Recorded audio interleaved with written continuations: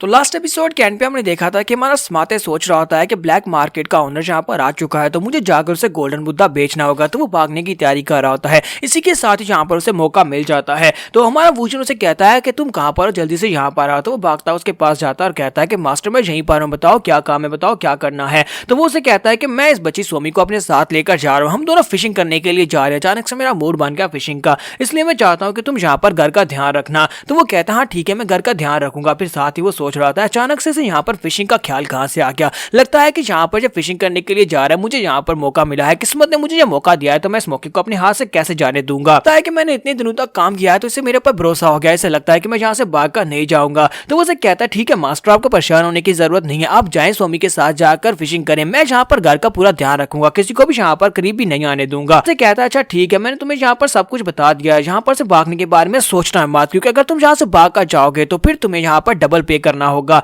तो समाते उसे कहता है कि सर यहाँ पर इस बारे में आप क्यों सोच रहे हैं, मैं यहाँ से भागकर क्यों जाऊंगा, और मैं यहाँ से भागकर जाऊंगा भी कहां, जबकि सर ने आप यहाँ पर मुझे हुक्म दे दिया कि मैं यहाँ से नहीं जा सकता। जबकि वूजन उसे कहता है कि लेकिन मैं एक बात में बता दूं कि मुझे यहाँ पर तुम्हारे भागने से कोई फर्क नहीं पड़ता, क्योंकि मेरे यहाँ पर बहुत ज्यादा फायदा होने वाला है, अगर तुम भागने की कोशिश करोगे फिर मुझे डबल पैसे मिलेंगे। इसी के साथ ही उसे बाय बोलने के बाद वहां से चला जाता है। तो जैसे ही हमारा वूजन स्वामी को लेकर घर से बाहर निकलता है तो वो कहता है कि ठीक है आप गुड बाय हमेशा के लिए, क्योंकि तुम्हें क्या लगा है कि मैं इतना बेवकूफ हूँ कि मुझे इतना अच्छा मौका मिला और मैं यहीं पर घर में बैठा रहूंगा। तो हमारा वूजन जो होता है वो स्वामी को अपने साथ लेकर लेक के पास पहुंचता है, वो उसे वहां पर बिठा देता है और कहता है कि यहीं पर बैठो और जहां पर मछली पकड़ो। वो अपने हाथ में छड़ी पकड़कर बैठी होती है, जबकि वो उसके इर्द गिर्द वहां पर लाइन ड्रा करता है, उसे एक दायरा बना देता है और कहता है कि मैंने यहाँ पर एक दायरा ड्रा किया है, तुम्हें इसी के अंदर रहना है, जब तक मैं वापस नहीं आता तब तक इस दायरे से बाहर मत निकलना, चाहे कुछ भी हो जाए इस दायरे से बाहर मत निकलना। तो वो कहती है अच्छा ठीक है, लेकिन जल्दी वापस आना, मैं यहीं पर सर्कल के अंदर रहूंगी और देखना तुम्हारे वापस आने तक ढेर सारी मछली पकड़ूंगी। तो वो कहता है हाँ ठीक है, बहुत सारी मछली पकड़ कर रखना, फिर हम रात को मछली खाएंगे।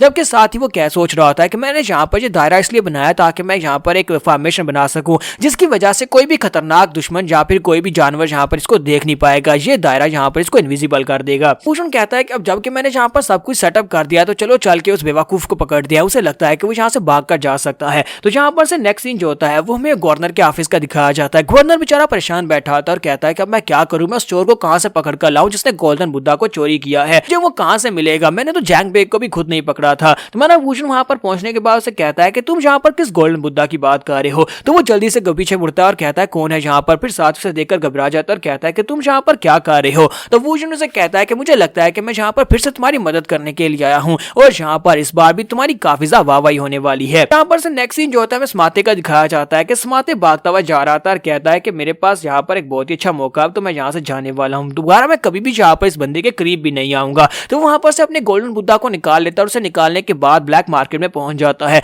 जब वो ब्लैक मार्केट में पहुंचता है तो उस बंदे से कहता है लो तुम्हारा गोल्डन बुद्धा तुम्हारे पास है, आप जल्दी से मुझे इसके पैसे दे दो। तो वो उसे कहता है कि मैं इसके सिर्फ और सिर्फ 200 रुपए ही दे सकता हूँ, इससे ज्यादा मैं तुम्हें बिल्कुल भी नहीं दूंगा, क्योंकि ये चोरी का माल और बहुत ज्यादा फेमस है, तो इसे बेचने में बहुत ज्यादा दिक्कत होगी। स्मार्टे उसे कहता है कि मुझे तुम 200 क्या 100 ही दे दो, मैं बस यहाँ से जाऊं, मुझे इसे अपने पीछे से उतारना है ताकि मैं इसे यहाँ पर से निकाल कर जा सकूं। तो वो कहता है अच्छा ठीक है। साथ ही उसे कहता है लड़के तुम वाकई में एक बहुत ही महान चोर हो, तुम यहाँ पर इस गोल्डन बुद्धा को चोरी करने के बाद अभी तक यहाँ पर जिंदा और तुम्हें किसी ने पकड़ा भी नहीं, जो तो बहुत ही हैरानी की बात है क्योंकि ये रॉयल पैलेस का था। स्मार्टे उसे कहता है कि बस क्या करूं, मैं बहुत ही स्किल्ड चोर हूं और मैं यहाँ पर पीछे एक निशान नहीं छोड़ता। इसी के साथ ही उसे 200 रुपए देता और कहता है कि ये लो तुम्हारे 200 सिल्वर पॉइंट्स ये रहे, लेकिन मैं चाहता हूँ कुछ दिनों के लिए अंडरग्राउंड हो जाओ, बल्कि सिटी से दूर चले जाओ, क्योंकि इस वक्त रॉयल फैमिली के लोग तुम्हें ढूंढ रहे हैं। इन लोगों ने जहाँ पर जैंग बेग को पकड़ा है तब से ये रॉयल गार्ड्स जो है ये बहुत ही एक्टिव हो चुके हैं, तुम्हें यहाँ पर से निकल कर जाना होगा। और इसी के साथ ही वो सोच रहा होता है हाँ ये बात तो वाकई में सच है कि जैंग बेग को गवर्नर ने पकड़ा है, उसके पकड़े जाने के बाद अब यहाँ पर रीजन में काफी सारे बैंडेट्स हैं और इसके साथ साथ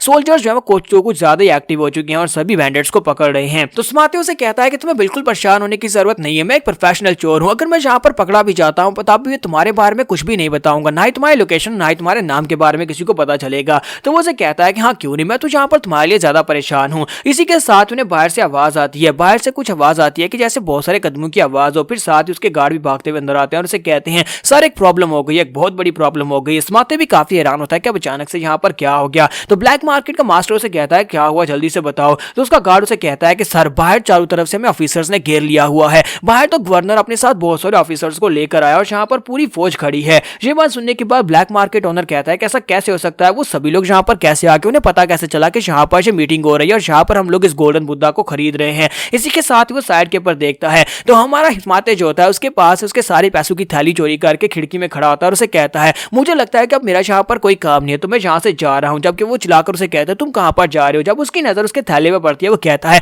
तुमने यहाँ पर मेरे दराज के अंदर से मेरे पैसे कब चोरी कर लिए। स्मार्टे ने उसके पास से जो पैसों की थैली चोरी की होती है उसके अंदर कम से कम 2 मिलियन रुपए होते हैं। इसी के साथ स्मार्टे ऊपर बिल्डिंग से छलांग लगा देता है और कहता है कि मैं यहाँ से जा रहा हूँ। जबकि ब्लैक मार्केट का ओनर चिल्लाकर उसे कहता है कमीने कहीं कि तुमने हमें यहाँ पर धोखा दिया है क्या, तुमने हमें यहाँ पर फंसाया है। लेकिन हमारा स्मार्टे बेचारा उसे खुद भी नहीं पता होता कि यहाँ पर हुआ क्या। बात होता है कि गवर्नर अपनी आर्मी को लेकर अंदर आता है। अंदर आने के बाद उस गोल्डन बुद्धा को वहां पर से रिकवर करवा लेता है और साथ ही वो ब्लैक मार्केट के ओनर को भी वहां पर पकड़ लेते हैं। तो ब्लैक मार्केट का ओनर चिल्लाकर उसे कहता है गवर्नर मुझे बताओ कि किसने यहाँ पर हमारे बारे में तुम्हें टिप दी थी, किसने बताया कि हम लोग यहाँ पर मीटिंग कर रहे हैं। कहता है कि तुम्हें जानने की जरूरत नहीं है कि हमें इसके बारे में किसने बताया, बस चुपचाप जाओ क्योंकि तुम यहाँ पर कभी बाहर नहीं निकल पाओगे। जबकि वो ओनर गुस्से के साथ उसे कहता है कि तुम सभी कमीनों मेरी बात को ध्यान से सुनो, मैं तुम में से किसी एक को भी जिंदा नहीं छोड़ूंगा और उसको तो बिल्कुल नहीं छोड़ूंगा जिसने मेरे बारे में यहाँ पर टिप दी थी। जबकि गवर्नर उसे कहता है कि अपनी बकवास बंद करो, तुमने यहाँ पर रॉयल फैमिली के टेंपल के अंदर से गोल्डन बुद्धा को चोरी किया और उसे यहाँ पर बेचने की कोशिश कर रहे थे जो तुम्हारे पास से मिला है। इसका मतलब यह है कि तुम्हारे ऊपर जो इल्जाम है बहुत ज्यादा संगीन है।